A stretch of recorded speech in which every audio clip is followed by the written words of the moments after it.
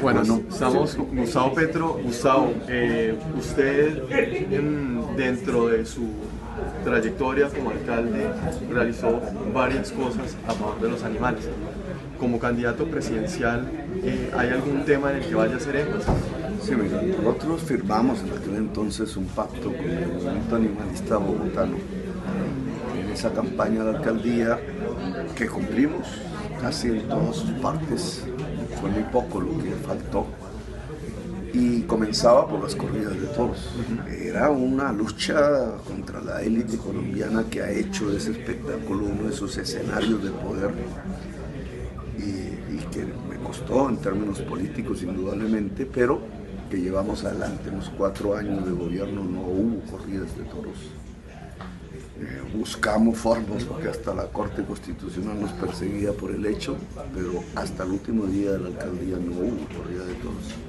Eso implica a nivel nacional una política ya definitiva, suspender todo espectáculo de diversión con muertes de animales, que incluyen no solamente toros, sino gallos en otros lugares, espectáculos que impliquen la muerte del animal e incluso la manipulación del animal para un divertimiento del ser humano, por una razón fundamental. Hay que crear una cultura de reconocimiento de la naturaleza que incluye la vida animal, tanto la doméstica como la que no es doméstica, porque estamos a puertas de una extinción de la vida en el planeta, incluido el ser humano.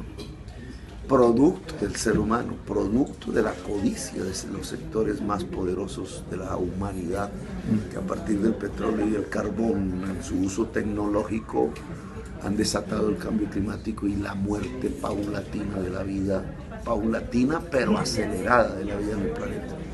Luego, detener esa cultura que yo llamo la política de la muerte implica una otra cultura, la cultura de la vida, y parte por un respeto a la naturaleza en general, un reconocimiento de los derechos de la naturaleza y por tanto que los animales que no somos nosotros, que es el otro, puedan tener también derechos ante nosotros. Gustavo, frente a eso, dos preguntas puntuales. Uno, en este momento está el proyecto de ley de la coalición Colombia Sin Toreo, que podría pasar de aquí al 20 de junio, pero si no pasa, usted como presidente, junto con la coalición Colombia Sin Toreo, ¿presentaría nuevamente el proyecto de ley para abolir las corridas?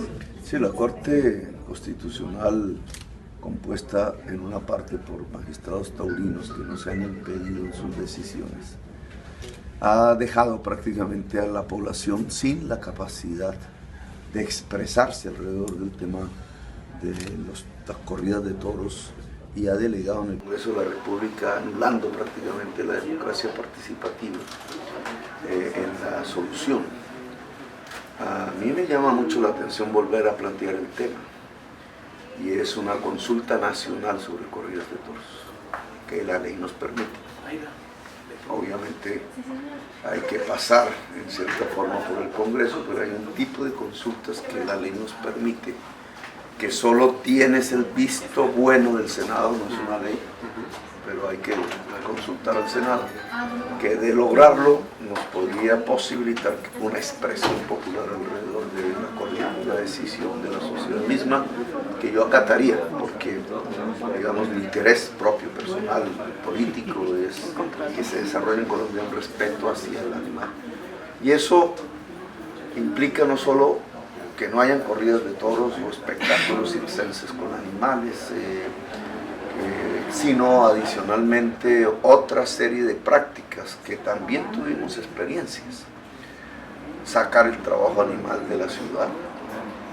No es necesario el trabajo animal en la ciudad. Sobre esos vehículos de tracción animal, ¿estaría dispuesto a ampliar ese decreto de sustitución obligatoria de vehículos de tracción animal que hoy hay en el país a ciudades de categoría especial y primera categoría a otras ciudades? Nosotros como alcalde lo cumplimos.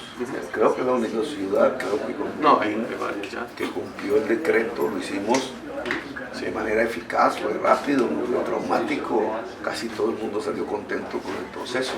los caballos gozan de buena salud, yo tenía mis temores, los que eran los dueños de los caballos y las yeguas quedaron con un medio de transporte mecánico.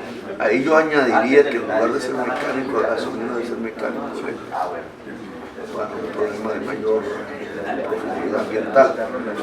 En general salió bien. Ahora, esa extensión de la gran ciudad a medios más rurales pues puede tener un límite, porque hay que escoger un tamaño de ciudad en donde sea eficaz, digamos, salir del trabajo animal, como un primer paso. Hay ciudades, la mayoría no cumplieron, estando obligados a cumplirlo, no lo cumplieron. Y en esa medida el presidente de la República tiene que garantizar su cumplimiento. Eso significa que ese decreto va a tener vigencia, pero también unos mecanismos de control desde la Presidencia de la República para que en realidad en las ciudades que están llamadas a dejar el trabajo animal lo dejen y utilicen esa dejación del trabajo animal por un reemplazo sobre la locomoción eléctrica, porque es otro tema que tiene que ver mucho con la animalidad, sino indirectamente. Si logramos movernos en el transporte eléctrico, combatimos el cambio climático y por tanto salvamos la vida en el planeta. Sobre el estatus del animal humano, el movimiento animalista a nivel nacional le envió una carta al presidente Santos hace 2 años y a los comandantes de las FARC y el ELN entonces solicitando que reconocieran a los animales no humanos como víctimas del conflicto armado y que en el ejercicio de contar la verdad se contara también la verdad sobre la afectación a los animales y la naturaleza. Bueno, interesante porque aprovecharon una circunstancia episódica. Ninguno respondió. Me imagino, pero digamos, el animal es víctima. Hoy es así, digamos, y puede ser un animal desconocido allá en algún rincón del planeta aún, o de los fondos de un mar, pero ya es víctima de los... Y esa victimización de la vida fuera de nosotros que hemos producido puede acabar nuestra propia vida. Eso es lo que dice el Papa, es lo que dice Stephen Hawking, es lo que dice la ciencia. No nos quedan sino los siglos de existencia si vamos como vamos. Por tanto, cambiar eso, dejar de hacer víctima de la naturaleza, hoy se volvió fundamental si queremos vivir. Y eso es un replanteamiento de relaciones culturales, económicas, tecnológicas, políticas, globales. Pero es hacia allá donde va la humanidad, no hay otro camino. O vamos a la barbarie y a la extinción, que es el camino de Trump, de Maduro, de Uribe y de otros allá en el resto del mundo, ¿no? La humanidad no se va a dejar aniquilar. Y como civilización, como especie también animal que lo somos, sabiendo que está en cuestión nuestra propia supervivencia, se replantea, debe replantearse completamente la relación con la naturaleza y la vida en el planeta, y eso implica su respeto, o sea, dejar de victimizarla, lo cual nos plantea un cambio en nuestra propia sociedad. Y como nos corresponde hablar de la colombiana, que es nuestra propia responsabilidad, sí, la sociedad colombiana tiene que dar un cambio en su conducta hacia la naturaleza, que implica un reequilibrio con la naturaleza, en la manera como nosotros y nosotras seremos felices. Sobre esas nuevas relaciones, una nueva relación con los animales y la economía podría ser el apoyar emprendimientos veganos en una sociedad que hoy cada vez busca fortalecer al pequeño encampesinado, a la agricultura orgánica. Estaría dispuesto a impulsar eso cuando la ganadería ha recibido millones de pesos de subsidios. Hay que crear unos desestímulos.